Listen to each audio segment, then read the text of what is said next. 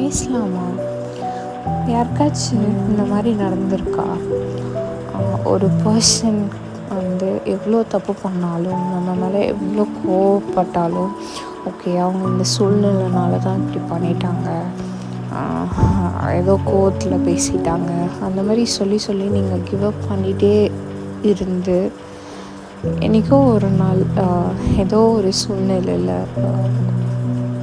நீங்கள் அதிகபட்சமாக கோவப்படுற அன்னைக்கு உங்களை கம்ப்ளீட்டாக ஒரு பேட் பர்சனாக ஃபீல் பண்ண வைக்கிறாங்க.